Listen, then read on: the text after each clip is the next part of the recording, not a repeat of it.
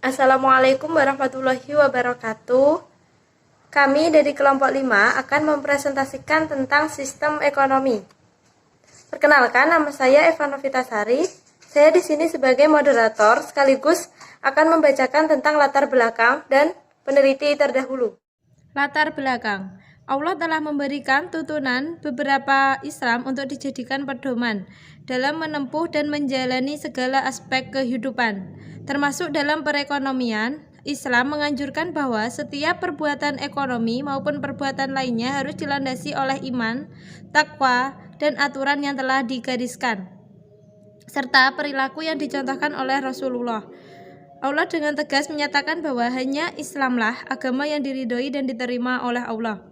Innal ladzina indallahil Islam wa maktalafal ladzina usul kitab ila min ba'di ma ja'ahum ilmi ba'iyam bainahum wa man yakfur bi ayatillahi fa innallaha syari'ul hisab. Sesungguhnya agama yang diridhoi Allah hanyalah Islam. Tiada berselisih orang-orang yang telah diberi Alkitab kecuali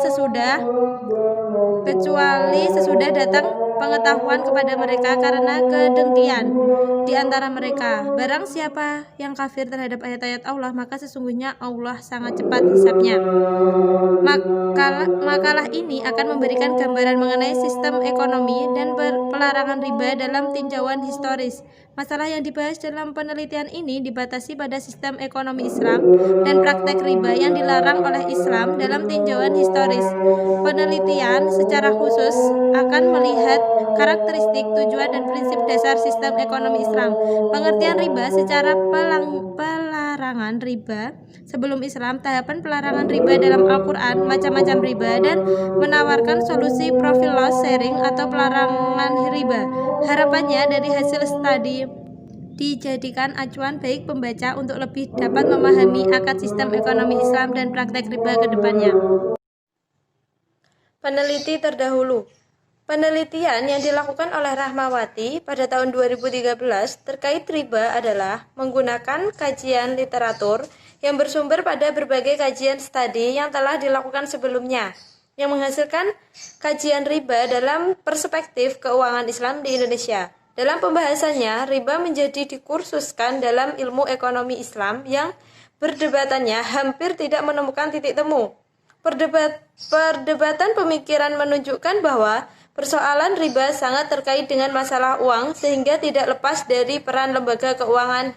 Hasilnya, sebagai solusi alternatif, Islam menawarkan sistem profit loss sharing yang diharapkan mampu untuk menggantikan sistem bunga dalam perekonomian Islam.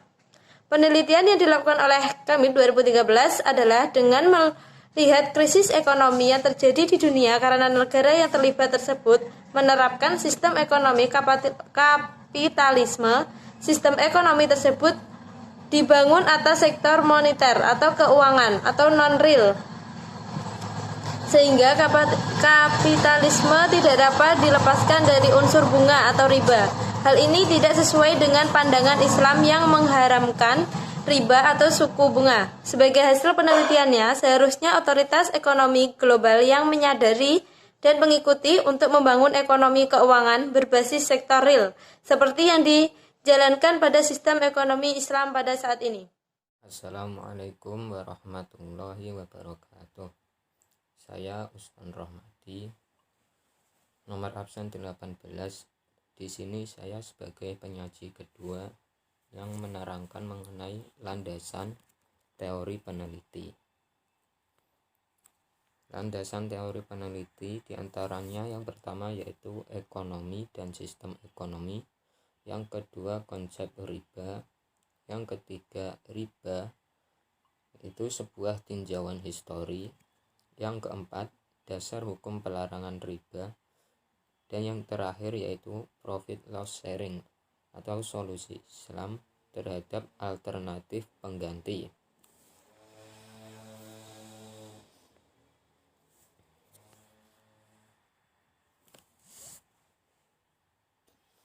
Yang pertama yaitu ekonomi dan sistem ekonomi. A. Tujuan sistem ekonomi Islam. Tujuan yang ingin dicapai dalam suatu sistem ekonomi Islam berdasarkan konsep dasar Islam adalah yang pertama yaitu memenuhi kebutuhan dasar manusia. Yang kedua, memastikan kesetaraan kesempatan untuk semua orang. Yang ketiga, mencegah terjadinya pemusatan kekayaan dan meminimalkan ketimpangan dana distribusi pendapatan dan kekayaan masyarakat. Yang keempat, memastikan kepada setiap orang kebebasan untuk mematuhi nilai-nilai moral. Yang terakhir yaitu memastikan stabilitas dan pertumbuhan ekonomi. Prinsip-prinsip yang menjadi dasar dalam ekonomi Islam yakni yang pertama, hanya Allah ya Subhanahu wa ta'ala yang menentukan benar dan salah atau halal dan haram. Yang kedua, prinsip kegunaan atau kemanfaatan. Yang ketiga, prinsip kesederhanaan. Yang keempat, prinsip kebebasan ekonomi. Dan yang terakhir yaitu prinsip keadilan. Terdapat asas yang mendasari perekonomian Islam menurut Arif Endi adalah asas suka sama suka, asas keadilan, asas saling menguntungkan, dan asas tolong menolong, dan dilarang adanya pemerasan dan eksploitasi. B. Sistem ekonomi syariah perspektif historis. Perkembangan pemikiran ekonomi klasik dibagi menjadi 3 fase, yaitu yang fase pertama, seorang pemikir muslim yang memberikan kontribusi pemikiran ekonomi Islam adalah Abu Yusuf. Beliau menuangkan gagasannya dalam kitab Al-Kharaj, manual online text, pada masalah-masalah keluarga publik, pada masalah keuangan publik, pajak tanah, dan pendistribusian langsung tanggung jawab pemerintah dalam ekonomi, terutama kebutuhan publik, yaitu jalan atau irigasi. Fase kedua, sejumlah ulama besar seperti Imam Al-Ghazali, Ibnu Taimiyah, dan Ibnu Khaldun memberikan kontribusinya melalui kitab mengenai teori-teori ekonomi. Akan tetapi, teori yang berada di dalam kitab tersebut masih belum relevan dengan kondisi perekonomian pada saat ini. Fase ketiga. Fase ini terdapat satu tokoh yaitu Syekh Waliullah dengan karyanya Hujjatullah Al-Balighah yang memberi konstitusi ekonomi. Ia berpendapat bahwa manusia merupakan makhluk sosial dan kesejahteraan manusia terletak pada kerjasama yang terjadi dalam berbagai bentuk seperti tukar-menukar, kontrak bagi hasil, pembagian hasil panen, dan perjudian. Selain itu, ia juga membicarakan sumber daya alam, khususnya tanah, yang harus dibagi secara adil. Perkembangan ekonomi Islam kontemporer dari 1930 hingga sekarang dibagi menjadi 4 fase, antara lain fase pertama muncul analisis masalah ekonomi sosial dari sudut syariah Islam. Analisis ini berasal dari ulama yang tidak memiliki pendidikan formal ekonomi. Fase yang kedua yaitu perkembangan aspek tertentu dari ekonomi Islam, terutama ekonomi moneter. Banyak pemikiran mengenai bunga dan riba, memberikan alternatif pengganti bunga yang dilarang oleh ajaran Islam. Fase ketiga yaitu upaya-upaya praktikal operasional dalam merealisasikan perbankan Islam di sektor publik dan swasta, sehingga bank-bank Islam sudah banyak didirikan di berbagai negara. Fase keempat yaitu pembahasan lebih komprehensif terhadap teori dan praktek ekonomi Islam. Keguncangan dalam sistem ekonomi konvensional menjadi tantangan dan peluang bagi sistem ekonomi Islam. Yang kedua mengenai konsep riba. Riba secara bahasa berarti tambahan. Sedangkan menurut istilah, riba berarti pengambilan tambahan dari harta pokok secara batil. Secara umum, riba adalah pengambilan tambahan baik dalam transaksi jual beli maupun pinjam meminjam secara batil atau bertentangan dengan prinsip muamalah dalam Islam. Jenis-jenis riba sendiri yaitu ada dua. Yang pertama, riba utang piutang. Riba utang piutang dibagi lagi menjadi dua, yaitu riba qard dan riba jahiliyah. Sedangkan riba jual beli juga dibagi dua, yaitu riba fadl dan riba nasi'ah. Riba qard sendiri yaitu suatu tambahan yang diambil dengan tingkat kelebihan tertentu yang disyaratkan kepada yang berhutang.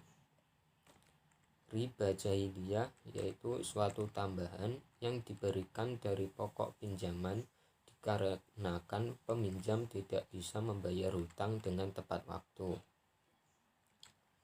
Riba fadl yaitu pertukaran barang ribawi sejenis dengan takaran yang berbeda. Dan riba nasi'ah yaitu penangguhan, penyerahan atau penerimaan jenis barang ribawi yang dipertukarkan dengan barang jenis ribawi lainnya. Riba, sebuah tinjauan historis. Konsep riba di kalangan Yahudi dikenal dengan istilah nasih, yang artinya dilarang dan hina.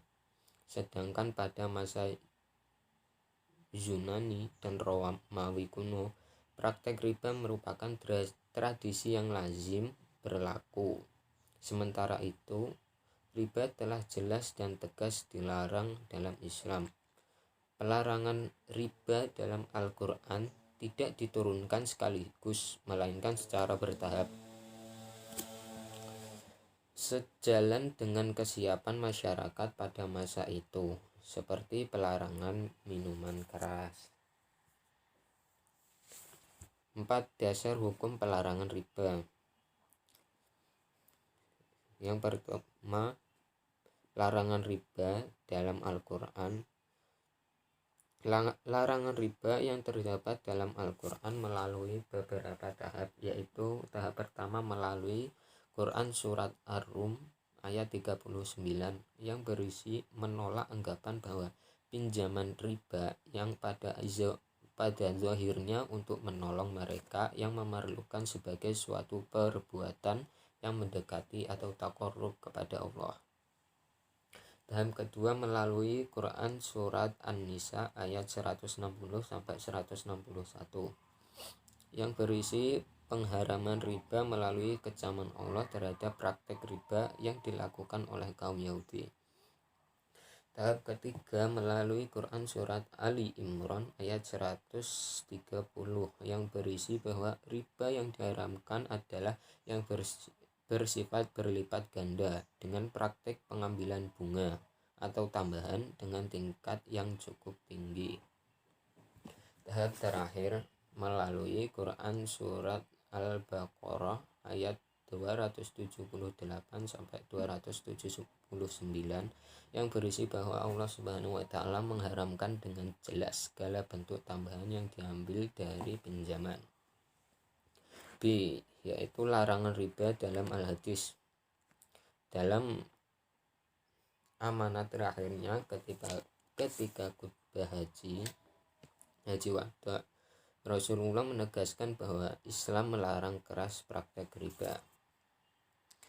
Rasulullah bersabda, "Ingatlah bahwa semua riba yang diamalkan pada zaman jahiliyah dihapuskan dari amalan kamu.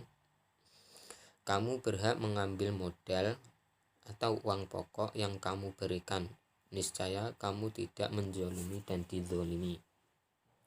C. Larangan riba dalam ijma ulama.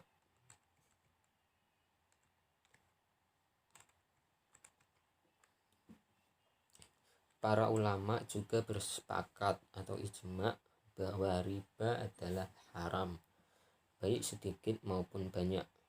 Riba merupakan salah satu dari 7 dosa besar yang harus dihindari. Yang terakhir yaitu profit loss sharing atau solusi Islam terhadap alternatif pengganti pelarangan bunga atau riba. Sebagai alternatif sistem bunga dalam ekonomi konvensional, ekonomi Islam menawarkan sistem bagi hasil atau profit and loss sharing. Ketika pemilik modal bekerja sama dengan pengusaha untuk melakukan kegiatan usaha, apabila kegiatan usaha menghasilkan, maka keuntungan dibagi bersama. Dan apabila kegiatan usaha menderita kerugian, maka kerugian itu juga ditanggung bersama. Sistem bagi hasil ini dapat berbentuk mudharabah atau musyarakah dengan berbagai variasinya. Keuntungan usaha secara mudharabah dibagi menurut kesepakatan yang dituangkan dalam kontrak. Sedangkan apabila rugi ditanggung oleh pemilik modal atau selama kerugian itu bukan akibat kelalaian mudharib atau pengelola, namun seandainya kerugian itu diakibatkan karena kelalaian mudharib atau pengelola, maka pengelola itu juga harus bertanggung jawab atas kerugian tersebut. Alternatif pengganti bunga yang lain adalah partisipasi modal melalui ekspektasi rate of return yang disebut sebagai musyarakah. Ekspektasi return berbeda dengan suku bunga yang selalu dijustifikasikan oleh time value of money. Oleh karena itu, pemodal dalam Islam tidak berhak meminta rate of return yang nilainya tetap, dan tidak seorang pun berhak mendapat tambahan dari pokok modal yang ditanamkannya tanpa keikutsertaannya dengan menanggung resiko. Perkenalkan, nama saya Fakhrunisa, nomor absen 16. Metodologi penelitian. Penelitian ini merupakan kajian literatur yang bersumber pada berbagai kajian studi yang telah dilakukan sebelumnya, serta didukung dengan hasil kajian yang dipublikasikan oleh berbagai lembaga berupa jurnal dan kajian ilmiah lainnya. Kemudian sumber data yang menjadi bahan akan penelitian ini berupa jurnal dan situs internet yang terkait dengan topik yang telah dipilih. Selanjutnya, definisi operasional variabel kajian hasil. Untuk memperjelas maksud dan tujuan penelitian ini, maka peneliti memberikan definisi operasional variabel terhadap sistem ekonomi dan pelarangan riba dalam perspektif historis. Adapun definisi operasional variabel tersebut adalah yang pertama, sistem ekonomi. Yang dimaksud sistem ekonomi adalah suatu cara yang dipakai oleh negara untuk menyelesaikan atau menghadapi masalah dalam bidang ekonomi. Terkhusus lebih menekankan pada sistem ekonomi Islam yang pelaksanaannya berdasarkan konsep dasar syariat Islam, yaitu Al-Quran dan hadis. Kemudian yang kedua adalah riba. Yang dimaksud dengan riba dalam ilmu ekonomi adalah suatu kelebihan dari jumlah uang pokok yang dipinjamkan si pemberi pinjaman kepada si peminjam. Dengan kata lain, riba adalah penambahan hutang akibat jatuh tempo. Sehingga pelarangan riba di sini tidak diperbolehkan dalam Islam sebagaimana yang telah dijelaskan dalam Al-Quran dan hadis. Kemudian yang terakhir adalah perspektif historis. Yang dimaksud dengan perspektif historis adalah sudut pandang masa lalu yang diceritakan kembali pada generasi berikutnya. Jadi, pelarangan riba dalam perspektif historis ini adalah pelarangan penambahan hutang akibat jatuh tempo berdasarkan sudut pandang masa lalu. Nah, dari presentasi kelompok 5, kita bisa menyimpulkan, yaitu kesimpulannya, lahirnya sistem ekonomi Islam didasarkan pada pemikiran bahwa sebagai agama yang lengkap dan sempurna, Islam tidak hanya memberikan penganutnya aturan-aturan soal ketuhanan dan iman, namun juga menjawab persoalan yang dihadapi manusia termasuk ekonomi. Tujuan dari adanya ekonomi Islam adalah untuk mencapai sukses atau falah, kebahagiaan atau kemenangan manusia di dunia dan di akhirat. Riba adalah pengambilan tambahan baik dalam transaksi jual beli maupun pinjam meminjam secara batil atau bertentangan dengan prinsip muamalah dalam Islam. Konsep riba sebenarnya sudah lama dikenal dan banyak mengalami perkembangan dalam pemaknaan.